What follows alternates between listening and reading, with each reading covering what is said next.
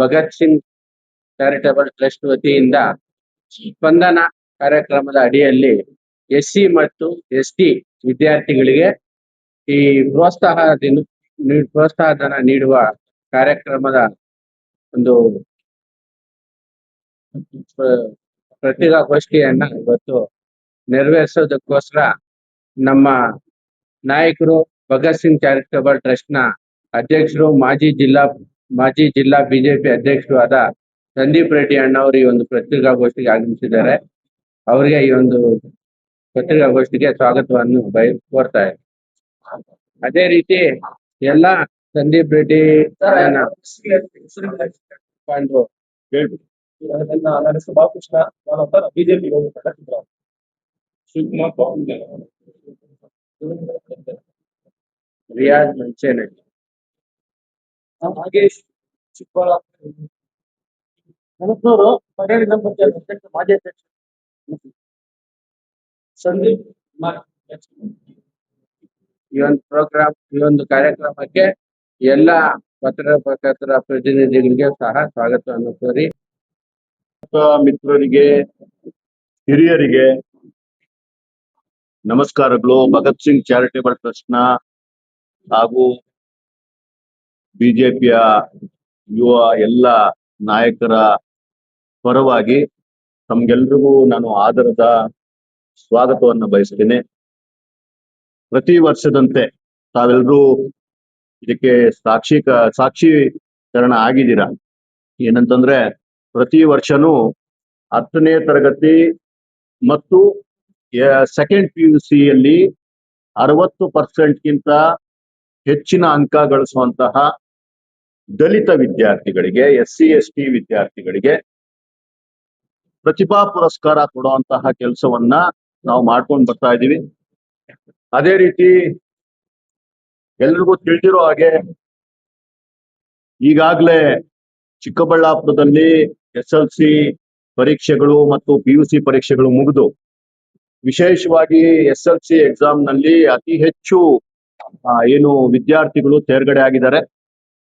ಅವರೆಲ್ಲರನ್ನೂ ಗುರುತಿಸಿ, ಅಂದ್ರೆ 60% ಹೆಚ್ಚಿನ ಅಂಕಗಳನ್ನ ಗಳಿಸಿದಂತಹ ಪ್ರತಿಭಾನ್ವಿತ ವಿದ್ಯಾರ್ಥಿಗಳನ್ನ ಗುರುತಿಸಿ ಅವರಿಗೆ ಗೌರವ ಸೂಚಿಸುವಂತಹ, ಅವರಿಗೆ ಪ್ರೋತ್ಸಾಹ ಕೊಡುವಂತಹ, ಅವರಲ್ಲಿ ಆತ್ಮವಿಶ್ವಾಸ ತುಂಬಿಸುವಂತಹ ಕೆಲಸನ ನಾವು ಈ ಪ್ರತಿಭಾ ಪುರಸ್ಕಾರದ ಮುಖಾಂತರ ಮಾಡಕ್ ಹೊರಟಿದ್ದೀವಿ. ಪ್ರತಿ ವರ್ಷ 700-800 ಜನ ಮಕ್ಕಳು ನಮ್ಗೆ ಸಿಕ್ತಿದ್ರು. ಈ ವರ್ಷ ನಮ್ಮ ಎಕ್ಸ್ಪೆಕ್ಟೇಷನ್ ಸುಮಾರು 1600ರಿಂದ 2000 ಸಂಖ್ಯೆ ತಲುಪಬಹುದು ಅನ್ನೋ ಒಂದು ಎಕ್ಸ್ಪೆಕ್ಟೇಷನ್ಸ್ ಇದೆ. ನಿಜಕ್ಕೂ ಈ ನಂಬರ್ಸು ಚಿಕ್ಕಬಳ್ಳಾಪುರದ ಭವಿಷ್ಯಕ್ಕೆ ನಿಜಕ್ಕೂ ಒಂದು ಶುಭ ಸೂಚಕ ಅಂತಾನೆ ಹೇಳ್ಬೇಕು. ಏನು ಚಿಕ್ಕಬಳ್ಳಾಪುರದ ಮಕ್ಕಳು ತಮಗಿರುವಂತಹ ಲಿಮಿಟೆಡ್ ರಿಸೋರ್ಸಸ್ ಅಲ್ಲಿ ತಮ್ಮ ಸಾಧನೆಯನ್ನ ಮಾಡಿರುವಂತದ್ದು, ವಿಶೇಷವಾಗಿ ಸರ್ಕಾರಿ ಶಾಲೆಗಳಲ್ಲಿ ಓದ್ತಾ ಇರುವಂತಹ ಮಕ್ಕಳು ಸಹ ತುಂಬಾ ಹೆಚ್ಚಿನ ಅಂಕಗಳನ್ನ ತಗೊಂಡು ಪಾಸ್ ಆಗಿರುವಂತದ್ದು ನಿಜಕ್ಕೂ ಶುಭದಾಯಕ ಒಂದು ಸೂಚನೆ. ಅಂತಹ ಮಕ್ಕಳನ್ನೆಲ್ಲ ಗುರುತಿಸಿ ಇವತ್ತು ನಾವು ಅವರನ್ನ ಪ್ರೋತ್ಸಾಹ ಮಾಡುವಂತ ಕೆಲಸ ಮಾಡಕ್ ಹೊರಟಿದ್ದೀವಿ. ಅದಕ್ಕೋಸ್ಕರ ಈ ಒಂದು ಪತ್ರಿಕಾಗೋಷ್ಠಿಯನ್ನ ಕರೆದಿದ್ದೀವಿ. ಅದರ ಮುಖಾಂತರ ಹೇಳ್ಬೇಕು ಅಂತಂದ್ರೆ, ನಮ್ಮ ಕಚೇರಿಗೆ ಬಂದ್ರೆ, ನಮ್ಮ ಕಚೇರಿ ಎಲ್ಲಿದೆ ಅಂತ ಅನ್ನೋದು ಭಾಗಶಃ ಚಿಕ್ಕಬಳ್ಳಾಪುರದ ಎಲ್ಲರಿಗೂ ಗೊತ್ತಿದೆ. ಆದ್ರೂ ಸಹ ಹೇಳ್ತೀನಿ, ವಾಪಸಂದ್ರದಲ್ಲಿ, ಚಿಕ್ಕಬಳ್ಳಾಪುರದ ಹೃದಯ ಭಾಗದಲ್ಲಿರುವಂತಹ ವಾಪಸಂದ್ರದ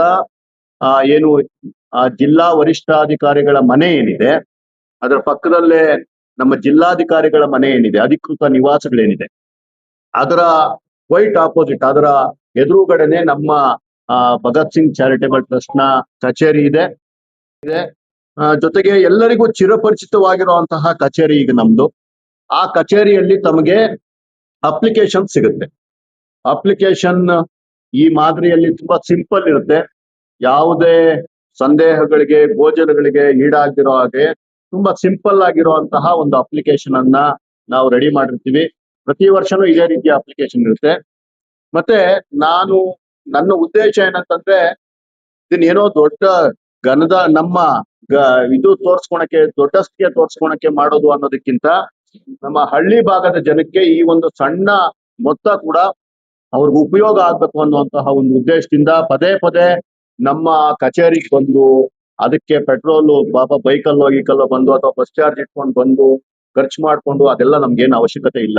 ಸೊ ಅದನ್ನ ಕಡಿಮೆ ಮಾಡೋದಕ್ಕೋಸ್ಕರ ಈವನ್ ಇದನ್ನ ಎಲ್ಲಾ ಸೋಷಿಯಲ್ ಮೀಡಿಯಾಗಳಲ್ಲೂ PDF ಮಾದರಿಯಲ್ಲಿ ನಾವು ವಾಟ್ಸಪ್ ಅಲ್ಲಿ ಎಲ್ಲಾ ಕಡೆ ಸಿಗೋಂಗ್ ಮಾಡ್ತೀವಿ. ಈವನ್ ತಾವು ಏನು ಮೀಡಿಯಾದವ್ರು ಇದ್ದೀರಾ ತಾವು ಸಹ ಇದನ್ನ ಹೆಚ್ಚಾಗಿ ಪ್ರಚಾರ ಮಾಡಿ ಆ ಮಕ್ಕಳಿಗೆ ತಲುಪೋ ರೀತಿ ತಾವು ಮಾಡಿದ್ರೆ ಅದರ ಪುಣ್ಯ ಕಾರ್ಯದಲ್ಲಿ ತಮಗೂ ಸಹ ಒಂದು ಪಾಲು ಸಿಗುತ್ತೆ.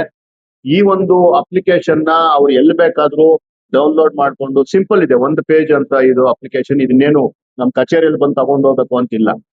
ಬಂದು ತಾವು ಈ ಅಪ್ಲಿಕೇಶನ್ ಎಲ್ಲಿ ಬೇಕಾದ್ರೂ ಪ್ರಿಂಟ್ ತಗೊಂಡು ಅಪ್ಲಿಕೇಶನ್ ನಲ್ಲಿ ತುಂಬಾ ಸರಳವಾಗಿ ಏನಿದೆಯೋ ಅದನ್ನ ತಾವು ಫಿಲ್ಅಪ್ ಮಾಡಿ, ಇದ್ರ ಜೊತೆಗೆ ತಾವು 60% ಗಿಂತ ಹೆಚ್ಚಾಗಿ ಮಾರ್ಕ್ಸ್ ತಗೊಂಡಿದ್ದೀರಾ ಅನ್ನೋದಕ್ಕೆ ತಮ್ಮ ಮಾರ್ಕ್ಸ್ ಕಾರ್ಡ್ ಒಂದು ಜೆರಾಕ್ಸ್ ಕಾಪಿ, ಜೊತೆಗೆ ಆ ಮಾರ್ಕ್ಸ್ ಕಾರ್ಡ್ ಅನ್ನ ತಮ್ಮ ಶಾಲೆಯಲ್ಲಿ ಅದನ್ನ ದೃಢೀಕರಣಗೊಳಿಸಿ ತಮ್ಮ ಮುಖ್ಯೋಪಾಧ್ಯಾಯರಾಗ್ಲಿ ಪ್ರಾಂಶುಪಾಲರಾಗ್ಲಿ ಯಾರಿರ್ತಾರೋ ಅವ್ರ ಹತ್ರ ಒಂದು ಅಟೆಸ್ಟ್ ಮಾಡಿಸ್ಕೊಂಡು ಆ ಮಾರ್ಕ್ಸ್ ಕಾರ್ಡ್ ನ ಜೊತೆಗೆ ತಮ್ಮ ಆಧಾರ್ ಕಾರ್ಡು, ತಮ್ಮ ತಂದೆ ಅಥವಾ ತಾಯಿಯವರ ಆಧಾರ್ ಕಾರ್ಡ್ ಅನ್ನ ಇದರಲ್ಲಿ ತಾವು ಸೇರಿಸ್ಕೊಂಡು ಆ ಅಪ್ಲಿಕೇಶನ್ ಕೊಡ್ಬೇಕಾಗ್ತದೆ. ಈ ಅಪ್ಲಿಕೇಶನ್ ಜೊತೆಗೆ ಇಷ್ಟೇ ತುಂಬಾ ಸರಳವಾಗಿರುವಂತಹ ಒಂದು ಕಾರ್ಯಾಚರಣೆ ಆಗಿರ್ತದೆ. ಏನಾದ್ರೂ ಡೌಟ್ ಇತ್ತು ಅಂತಂದ್ರೆ ನಮ್ಮ ಕಚೇರಿಯ ಏನು ಸಿಬ್ಬಂದಿ ವರ್ಗ ಏನಿದ್ದಾರೆ ಅವ್ರ ನಂಬರ್ಗಳನ್ನು ಸಹ ತಮಗೆ ಕೊಡ್ತೀವಿ. ತಾವೆಲ್ಲರೂ ಸಹ ನಂಬರ್ಗಳನ್ನು ಡಿಸ್ಪ್ಲೇ ಮಾಡಿದ್ರೆ ನಿಜಕ್ಕೂ ಉಪಯೋಗಕಾರಿ. ಏನಾದ್ರೂ ಡೌಟ್ ಇದ್ರೆ ಮಕ್ಕಳಿಗಾಗ್ಲಿ ಪೋಷಕರಿಗಾಗ್ಲಿ ಆ ನಂಬರ್ಗಳಿಗೆ ಕರೆ ಮಾಡಿ ಏನಾದ್ರೂ ಡೌಟ್ಸ್ ಇದ್ರೆ ಕ್ಲಿಯರ್ ಮಾಡ್ಕೊಬಹುದು. ಆ ರೀತಿಯಾದಂತಹ ಒಂದು ಪ್ರೊಸೀಜರ್ ಇರ್ತದೆ. ತಾವ್ ಏನು ತಗೊಂಡ್ಬಂದು ವಾಪಸ್ ತಂದ್ಕೊಡ್ತೀರಾ ಅಪ್ಲಿಕೇಶನ್, ಅದನ್ನ ಮಾತ್ರ ಪರ್ಸನಲ್ ಆಗಿ ಬರ್ಬೇಕಾಗ್ತದೆ, ಅಥವಾ ತಮ್ಮವ್ರನ್ನ ಯಾರಾದ್ರೂ ಕಳಿಸ್ಬೋದು. ನೀವೇ ಪರ್ಸನಲ್ ಆಗಿ ಬರ್ಬೇಕು ಅಂತ ಏನಿಲ್ಲ, ಯಾರ ಕೈಯಲ್ಲಾದ್ರೂ ಕಳಿಸಿದ್ರು ಸರಿ. ಆದ್ರೆ ಅದಕ್ಕೊಂದು ತೂಕವಾಗಿರುವಂತಹ ವ್ಯಕ್ತಿ, ಅದಕ್ಕೆ ಜವಾಬ್ದಾರಿ ಇರುವಂತಹ ವ್ಯಕ್ತಿ ಜೊತೆ ಕಳಿಸಿದ್ರೆ, ಯಾಕಂದ್ರೆ ತಾವೆಲ್ಲ 60% ಗಿಂತ ಹೆಚ್ಚಿನ ಮಾರ್ಕ್ಸ್ ತಗೊಂಡಿರುವಂತಹ ಮಕ್ಕಳು ಯಾರ ಕೈಯಲ್ಲೋ ಗಾಳಿಪಟ ಕಳ್ಸೋದ್ ಬೇಡ. ಅದು ಬಂದಿದ್ದಾದ್ಮೇಲೆ ಅದನ್ನ ಅಲ್ಲೇ ನಮ್ಮ ಸಿಬ್ಬಂದಿ ವರ್ಗ ಆದಷ್ಟು ಒಂದು ಅರ್ಧ ಗಂಟೆಯಲ್ಲೋ 1 hour ಅಲ್ಲೋ 1.5 hour ಅಲ್ಲೋ ಅಲ್ಲೇ ಸ್ಕ್ರೂಟ್ನಿ ಮಾಡ್ತಾರೆ. ಎಲ್ಲ ಆನ್ಲೈನ್ ಇರೋದ್ರಿಂದ ಆ ಒಂದು ಏನು ನಿಮ್ಮ ರಿಜಿಸ್ಟರ್ ನಂಬರ್ ಏನಿರುತ್ತೆ ಅದನ್ನ ಆನ್ಲೈನ್ ಅಲ್ಲಿ ಚೆಕ್ ಮಾಡಿ ನಿಮ್ಮ ಮಾರ್ಕ್ಸ್ ಕಾರ್ಡು ಮತ್ತೆ ನಿಮ್ಗೆ ಬಂದಿರೋ ಮಾರ್ಕ್ಸ್ ಸರಿ ಇದೆಯಾ ಅಂತ ಪರೀಕ್ಷೆ ಮಾಡ್ತಾರೆ. ಜೊತೆಗೆ ನಿಮ್ಮ ಆಧಾರ್ ಕಾರ್ಡ್ ಅನ್ನ ಒಂದು ಚೆಕ್ ಮಾಡ್ಕೊಂಡು ಏನು ತೊಂದರೆ ಇಲ್ಲ ಅನ್ನೋಂಗಿದ್ರೆ ಇಮಿಡಿಯೇಟ್ ಆಗಿ ಅಲ್ಲೇ ತಮ್ಗೆ ಒಂದು ಟೋಕನ್ ಅನ್ನ ಕೊಡ್ತಾರೆ. ಈ ರೀತಿಯಾದಂತಹ ಒಂದು ಟೋಕನ್ ತಮ್ಗೆ ಸಿಗುತ್ತೆ. ಆ ಟೋಕನ್ ಸಿಕ್ಕಿದ್ದಾದ್ಮೇಲೆ ಅದನ್ನ ದಯವಿಟ್ಟು, ನನ್ನ ಕಳಕಳಿಯ ಮನವಿ, ಆ ಟೋಕನ್ ಅನ್ನ ದಯವಿಟ್ಟು ಸರಿಯಾಗಿ ಇಟ್ಕೊಬೇಕು. ಆ ಟೋಕನ್ ಇಟ್ಕೊಂಡು ನಾವೇನು ಜೂನ್ 28ನೇ ತಾರೀಕು ಚಿಕ್ಕಬಳ್ಳಾಪುರದ ಹರ್ಷೋದಯ ಕಲ್ಯಾಣ ಮಂಟಪದಲ್ಲಿ ಈ ಒಂದು ಕಾರ್ಯಕ್ರಮವನ್ನ ಆಯೋಜಿಸಿದ್ದೇವೆ. ಆವತ್ತು ತಾವು ಬಂದು ಈ ಟೋಕನ್ ಸಮೇತ ಬಂದ್ರೆ ಅಲ್ಲಿ ನಿಮ್ಮನ್ನ ಉದ್ದೇಶಿಸಿ ಮಾತಾಡಕ್ಕೆ, ತಮ್ಮನ್ನ ಅಭಿನಂದಿಸೋದಕ್ಕೆ ಸುಪ್ರೀಂ ಕೋರ್ಟ್ನ ಘನತೆವೆತ್ತ ನಿವೃತ್ತ ನ್ಯಾಯಮೂರ್ತಿಗಳಾದ ಶ್ರೀ ಗೋಪಾಲ್ ಗೌಡ ಅವರು ಅವತ್ತು ಬರ್ತಾರೆ. ಜೊತೆಗೆ ನಮ್ಮ ಊರಿನ ಹಿರಿಯರು, ಇನ್ನಷ್ಟು ಏನು ದಲಿತ ಮುಖಂಡರು, ಎಲ್ಲರೂ ಯಾರ್ಯಾರಾಗುತ್ತೋ ಅವರು ಸಮಾನ ಮನಸ್ಕರೆಲ್ಲ ಸೇರಿರ್ತಾರೆ. ಅವರೆಲ್ಲ ಕೆಲಸ ಆಗುತ್ತೆ. ತಾವಲ್ಲಿ ಬಂದು ಮಕ್ಕಳು ಈ ಒಂದು ಅಭಿನಂದನೆಯನ್ನ ಸ್ವೀಕರಿಸಿ ಈ ಟೋಕನ್ ನಂಬರ್ ಏನಿರುತ್ತೆ ಅಲ್ಲಿ ಎಷ್ಟು ಸಂಖ್ಯೆ ಆಗುತ್ತೆ ನಾವು ನೋಡ್ಕೊಂಡು ಸಪ್ರೇಟ್ ಕಿಯೋಸ್ಕ್ ಮಾಡಿರ್ತೀವಿ, ಸಪ್ರೇಟ್ ಸ್ಟಾಲ್ ಮಾಡಿರ್ತೀವಿ. 1 ರಿಂದ 100, 100 ರಿಂದ 200 ಈ ರೀತಿ ಬೇರೆ ಬೇರೆ ಸ್ಟಾಲ್ ಮಾಡಿರೋದ್ರಿಂದ ತಮ್ಗೇನು ಅಲ್ಲಿ ನೂಕ್ಲು ಇನ್ನೊಂದು ಏನಾಗಲ್ಲ. ಜೊತೆಗೆ ನಾನು ಪದೇ ಹೇಳ್ತಾ ಇದೀನಿ, 60% ತಗೊಂಡಿರುವಂತ ಮಕ್ಕಳು ತಾವು ಹೆಂಗೆ ಪ್ರಬುದ್ಧತೆಯಿಂದ ನಡ್ಕೊಬೇಕು ಅಂತ ತಮ್ಗೆ ಗೊತ್ತು. ಅವತ್ತು ಬಂದು ತಾವು ನೀಟಾಗಿ ಆ ಕ್ಯೂನಲ್ಲಿ ನಿಂತ್ಕೊಂಡು ಆ ಅಭಿನಂದನಾ ಕಾರ್ಯಕ್ರಮ ಆದ್ಮೇಲೆ ತಮಗೆ ಕೊಡುವಂತಹ ಒಂದು ಪ್ರತಿಭಾ ಪುರಸ್ಕಾರವನ್ನ ತಾವು ಸ್ವೀಕರಿಸಿ, ಜೊತೆಗೆ ಆವತ್ತು ಊಟದ ವ್ಯವಸ್ಥೆ ಇರುತ್ತೆ.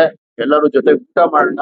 ಮತ್ತೆ ನಿಮ್ಮ ಭವಿಷ್ಯಗಳು ಒಳ್ಳೇದಾಗ್ಲಿ, ನಿಮ್ಮ ಭವಿಷ್ಯಗಳು ಬೆಳಗ್ಲಿ, ಜೊತೆಗೆ ನಿಮ್ಮ ಕುಟುಂಬಗಳು ಚೆನ್ನಾಗಾಗ್ಲಿ ಅಂತ ನಾವೆಲ್ಲರೂ ತಮ್ಗೆ ಹೇಳಿ ವಿದಾಯ ಹೇಳ್ತೀವಿ. ಆ ಒಂದು ಅರ್ಥಪೂರ್ಣ ಪುಣ್ಯದ ಕಾರ್ಯಕ್ರಮಕ್ಕೆ ಎಲ್ಲ ಮಕ್ಕಳು ಬರ್ಬೇಕು.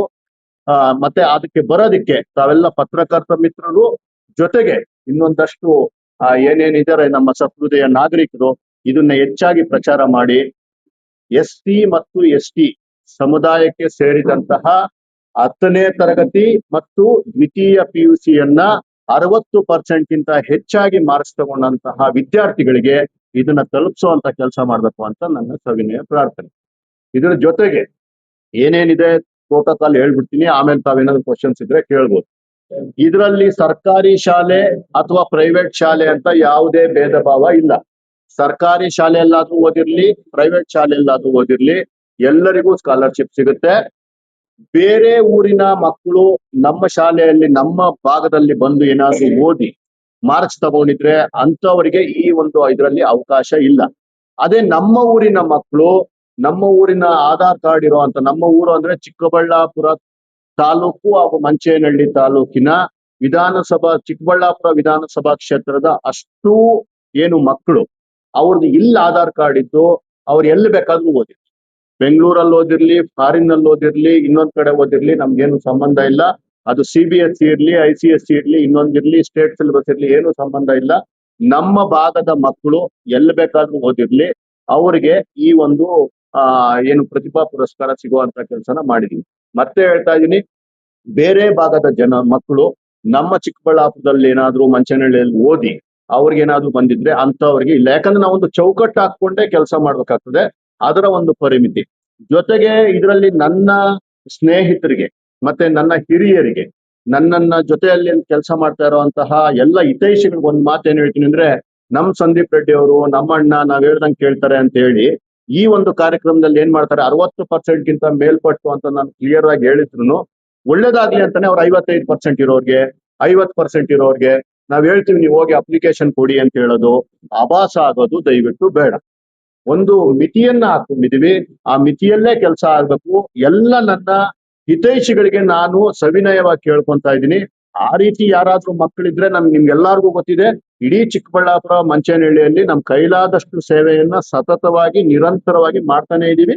ನಮ್ಮೆಲ್ಲರೊಂದು ಅವ್ರನ್ನೂ ಸಹ ಗುರುತಿಸೋಣ. ಆದ್ರೆ ಈ ಕಾರ್ಯಕ್ರಮದಲ್ಲಿ 60% ಗಿಂತ ಕಡಿಮೆ, 0.1% ಕಡಿಮೆ ಇದ್ರೂ ಸಹ ಯಾರು ಇದರಲ್ಲಿ ಭಾಗವಹಿಸೋದಕ್ಕೆ ತಾವ್ಯಾರು ಇನ್ಫ್ಲೂಯೆನ್ಸ್ ಮಾಡಿ ಅಲ್ಲಿ ಕೆಲಸ ಆಗ್ತಾ ಇರೋದನ್ನ ಆಭಾಸ ಮಾಡೋದು ಬೇಡ ಅಂತ ಸವಿನಯವಾಗಿ ಕೇಳ್ಕೊತಾ ಇದ್ದೀನಿ.